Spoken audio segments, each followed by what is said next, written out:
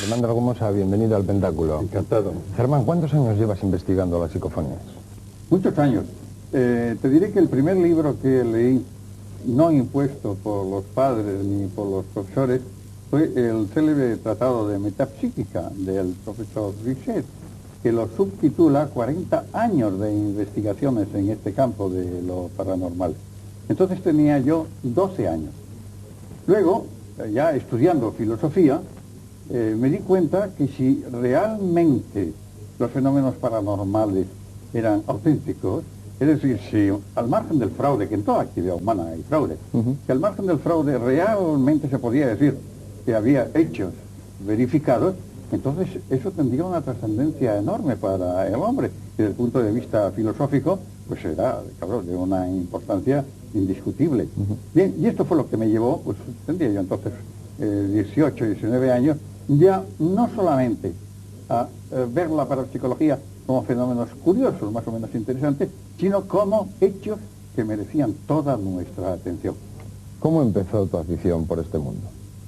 Bueno, tú sabes que con las caras de Belmez logré que entrase en España la parapsicología. Todavía no ha logrado el lugar que le corresponde, pero sí conseguí que entrase la parapsicología en España. Y por entonces también fue cuando pronuncié la primera conferencia sobre psicofonía en el Club Yelmo de Madrid, en la calle de Velázquez. Titulé la conferencia Extrañas voces de origen desconocido. Y di a conocer lo que a mí me habían comunicado el doctor Constantin Raudive, gran amigo mío, el profesor Alex Schneider, el catedrático de física en San Galen, Dudov, inventor del radar, el Conde Mancini, ingeniero electrónico, etcétera, etcétera. Todos estos que formaban un grupo de investigación del fenómeno paranormal denominado psicofonía, todos estos se reunieron en el año 70 y quisieron que parapsicólogos del mundo tuviesen conocimiento de lo que habían realizado cuando ya se habían convencido de que se encontraban ante un fenómeno paranormal de una trascendencia enorme. Y el doctor Constantin Raudive, que entonces ya era amigo mío, ya nos conocíamos, y algunos de los demás que estuvieron allí presentes también sabíamos unos de otros, pues entonces me invitó a participar en unas sesiones en donde, lo repito, iban a dar el conocimiento, iban a poner en conocimiento de los estudiosos ese extraño fenómeno. Germán, ¿qué entiendes tú por una psicofonía? Pues se trata de unas voces, es decir, de fonemas, que se graban en cinta magnetofónica. Y que lo importante, y aquí quiero subrayarlo, es cuando se obtiene diálogo con las voces. Porque el hecho de establecer esa comunicación ya descarta algunas de las hipótesis que se han venido aduciendo para enfocar el fenómeno y para tratar de explicar el fenómeno. Porque, evidentemente, si yo hago una pregunta y yo me encuentro entre los investigadores que han logrado ese diálogo, si yo hago una pregunta y a continuación me encuentro en la cinta magnetofónica con una respuesta adecuada a la pregunta que yo he formulado, evidentemente esa, iba a decir absurda, después diré por qué me viene a la mente la absurda, esa absurda hipótesis de captación residual de ondas estacionarias, de ondas residuales estacionarias, viene por los suelos, porque claro, sería absurdo pensar que por casualidad yo voy a obtener una respuesta coherente a una pregunta formulada de unas ondas que estaban por ahí. Primer punto. Segundo supuesto, que también lo descarto, el que se trate de captación de ondas de radio, de emisoras. Evidentemente, si el magnetófono no está en buenas condiciones técnicas y la emisora está próxima, se pueden coger ondas de esa emisora. Pero también con el diálogo esto queda descartado, porque también, repito, sería prácticamente imposible pensar que a una pregunta formulada por mí se obtiene una respuesta coherente tomada al azar de unas emisiones de radio. El sacerdote católico Leo Smith asegura que son un enlace con el más allá. Pero ¿cuál es la postura de la Iglesia? Los fenómenos que el parapsicólogo estudia en su ámbito, al margen de toda creencia religiosa, son los mismos fenómenos que se dan en contextos religiosos. Entonces, claro, es explicable, porque durante muchos siglos la Iglesia ha presentado una serie de hechos como exclusivos por su inexplicabilidad, como exclusivos de la religión, concretamente de la religión católica. Hoy sabemos que no. Hoy sabemos que los fenómenos paranormales se dan en todos los contextos. Ni religiones, ni culturas, ni nada. Nada, hay en el hinduismo, en el budismo, no digamos en el espiritismo, que eso es una cantera, desde siempre es una cantera de fenómenos paranormales. Entonces, eso pues claro, a la Iglesia es natural, le molestaba. La Iglesia ha estado pensando durante siglos que los estigmas era un suceso cuya causa era exclusivamente sobrenatural.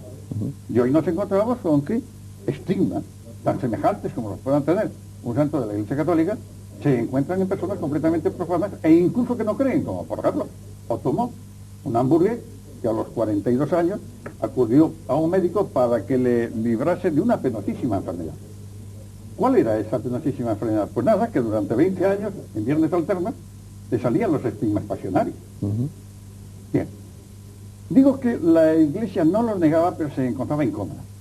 Y no los negaba no solamente porque esos fenómenos se los encontrase en contextos religiosos, sino porque sabía que también había otros contextos en donde estos fenómenos se producen.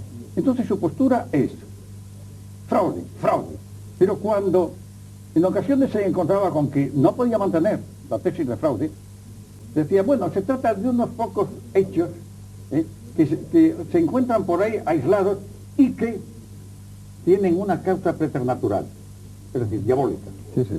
Cuando la causa no se podía inscribir en un contexto sobrenatural, entonces se conceptuaba el hecho como causado por un ser, por una entidad preternatural. Diabólica.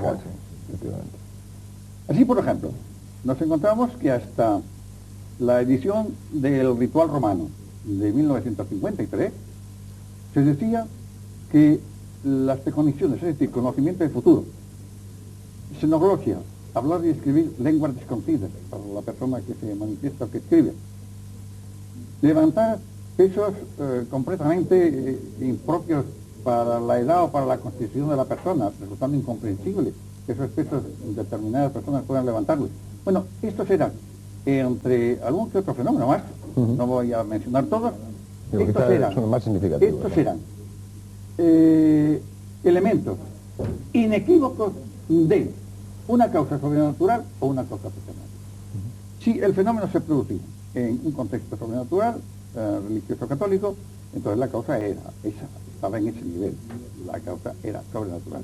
Pero si no era así, si se encontraba el fenómeno, el hecho, en un contexto, por ejemplo, de fobia religiosa manifiesta, entonces decía, sí, preternatural, es decir, diabólica.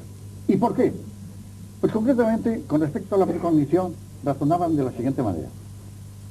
En grado absoluto, solo Dios puede conocer el futuro. Pero en grado relativo, sí puede conocerlo el diablo. Porque tiene elementos, independientemente de su superior naturaleza, es que tiene elementos para conocer en grado de probabilidad el futuro. Entonces decía, cuando fuera del contexto religioso sobrenatural se produce una precognición, un conocimiento del futuro, entonces es el diablo el que está informando porque con cierto grado de probabilidad sabe que ese futuro se va a dar. Man, tú has investigado gran cantidad de psicofonías a lo largo de tu vida. El tópico habla de que hay unos sitios muy especiales para recogerlas, como pueden ser los cementerios.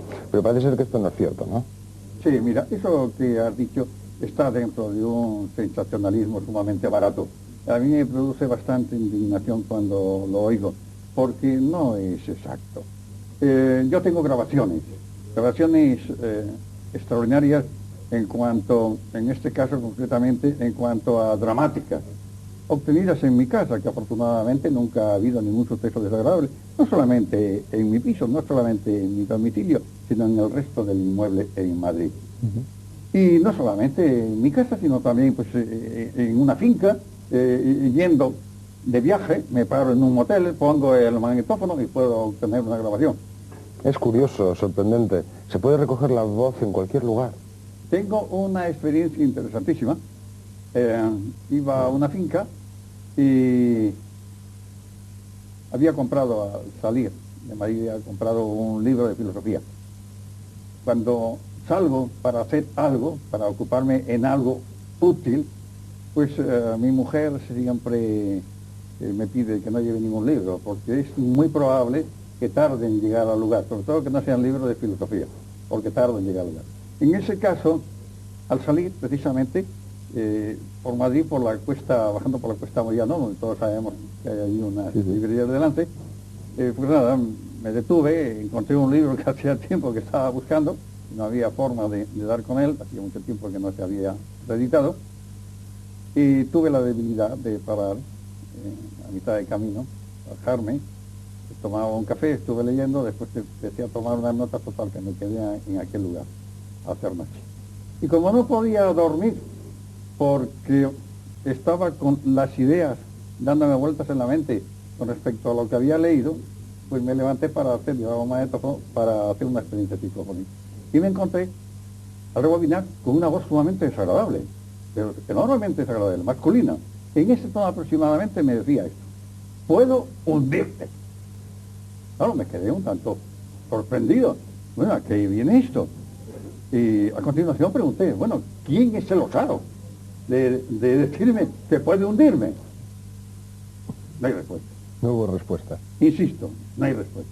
Y al cabo de 3 o 4 ensayos sin respuesta, en el último, sigo escuchando la cinta y me sale una voz femenina, la primera vez que me apareció. Es una voz femenina preciosa, susurrante, suave, que dice así: no te preocupes, Germán, contigo no puedo. Curioso. Y a continuación, me gustó tanto esta voz, que le dije, ¿cómo te llamas? ¿Cuál es tu nombre? Y la respuesta es muy curiosa: contenido sí, nombre no. Seguidamente, insisto, bueno, pero ¿no podrías hacerte ahora visible lo mismo que eres audible? Y me contesta, ya no. Esa voz es la que en otra ocasión, hablando sobre la credibilidad de algunos contenidos psicofónicos, surge sin ninguna llamada y me dice en ese tono susurrante: Germán, cuidado, aquí también se miente. Es realmente curioso, Germán. Es decir, que a lo largo de tu experiencia has podido recoger que la misma voz se puede hacer presente en distintas ocasiones. Sí, es realmente sorprendente, porque según me dijo en su día el doctor Konstantin Raudeben, gran amigo mío, fraternal amigo, me dijo, oye Germán, esto es único, yo no tengo repetición de voces. Se llamó muchísimo la atención. Germán, tú has traído una serie de psicofonías. Si te parece, vamos a contar su historia y vamos a escucharlas posteriormente. La primera se obtuvo el 22 de septiembre, esto de la fecha es muy interesante, del año pasado, precisamente en el Palacio de Linares de Madrid. Es una pena que determinada señora no permita hablar de cosas tal vez interesantes que se han observado ahí. Pero de momento, precisamente por ciertas cosas que pasaron, ciertos fraudes, precisamente en cintas que se dieron, pues no procede a hablar. Pero sí, les voy a comunicar a ustedes una de las grabaciones que en ese lugar yo he conseguido. Vinieron conmigo 3 amigos, 3 magnetófonos, incluido el mío. Y a uno de ellos, persona muy significativa, todos ellos, en fin, con un prestigio bien ganado cada cual en su actividad profesional, uno de ellos me pidió hacer una experiencia psicofónica. Y entonces yo le respondí encantado, haz tú una pregunta. ¿Qué quieres que pregunte? No, lo que a ti se te ocurre. Y entonces preguntó, ¿qué noticia realmente importante podéis darnos? Hay que repetir que esto se grabó el 22 de septiembre de 1990. Esto es lo importante. Dejamos durante 3 minutos, que es el tiempo aproximadamente que yo hago estas experiencias, no suelo hacerlo de más de 3 minutos cada vez respecto a cada pregunta. Cada pregunta, sí. Rebobiné y nos encontramos con lo que ustedes ahora van a oír.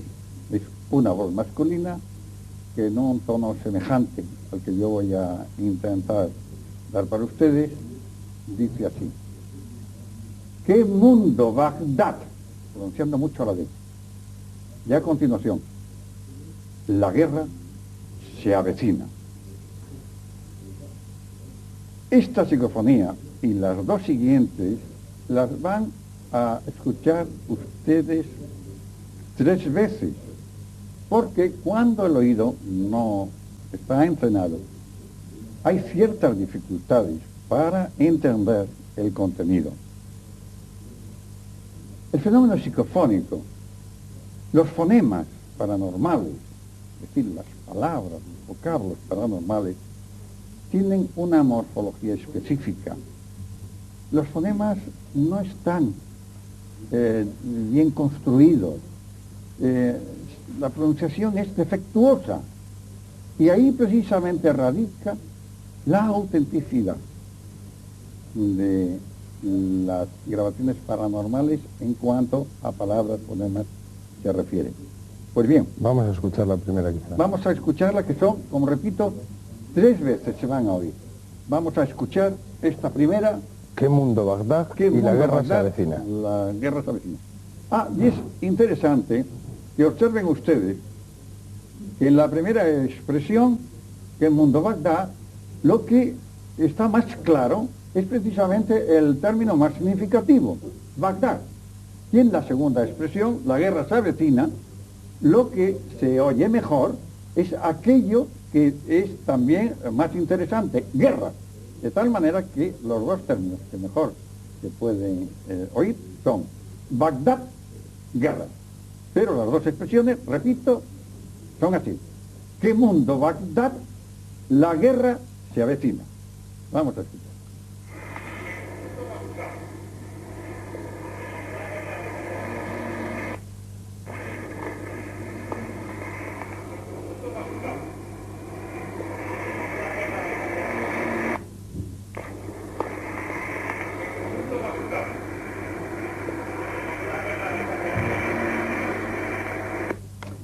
La segunda grabación es de hace años.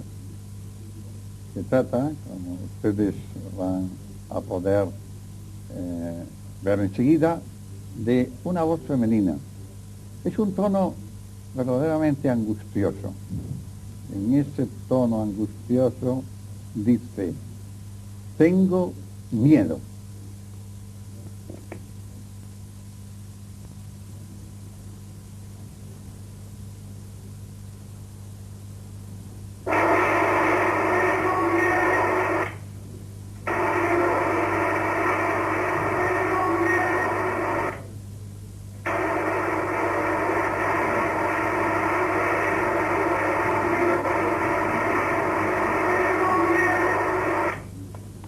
Seguidamente pregunto: ¿quién tiene miedo?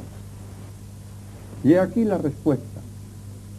Contestando: fui yo.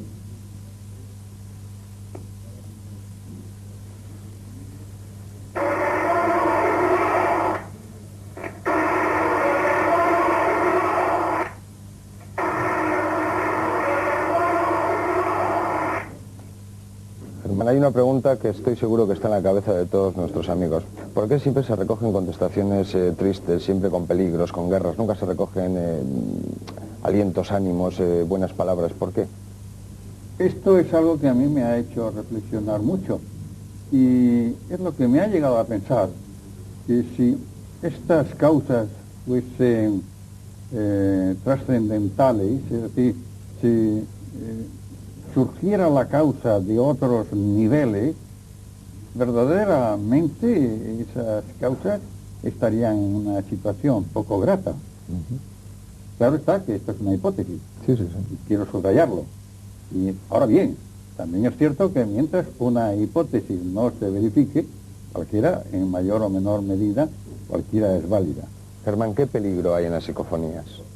Hay mucha gente aficionada Me a alegra probar mucho y que a me jugar haga con ellas. esta pregunta, ¿Qué peligro hay? porque hay mucha gente que cree que se puede entrar en este mundo sin una dirección autorizada, sin una persona que en un momento determinado sepa calibrar si la persona que tiene al lado está siendo o no afectada.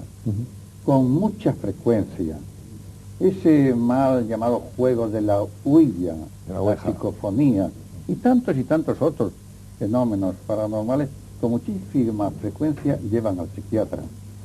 Y no solamente es que llevan al psiquiatra, es que mi gran amigo, el doctor Hans Nagel de Zurich, discípulo de Jung, un gran psiquiatra y un gran parapsicólogo, que siguió la Sociedad de Parapsicología Suiza durante muchos años, él me decía en uno de tantos encuentros como hemos tenido de jornadas de trabajo, me decía que cuando se encontraba con alguna persona cuya etiología de las manifestaciones psicopatológicas que presentaba se encontraba en la fenomenología paranormal, se echaba a temblar, porque las terapias convencionales no lograban absolutamente nada. Germán, ¿qué peligro hay en las psicofonías? Que no jueguen con ningún fenómeno paranormal. Y sobre todo, y lo digo porque es mucho más frecuente que otros fenómenos, y sobre todo con la huilla, que es así como se pronuncia. Generalmente se dice ouija, pero la verdad es que oui es sí en francés y así se pronuncia, y ja es ya, que es sí en alemán. Germán, hablábamos anteriormente del entorno más adecuado para realizar una psicofonía. ¿Hay alguna hora también más adecuada o más concreta para poder hacerlas? Una de las grabaciones más inquietantes, yo la obtuve a pleno sol, a las 12 de la mañana, en medio de una finca en donde todo invitaba a vivir la vida. ¿Y las condiciones ambientales como la humedad, la presión tampoco?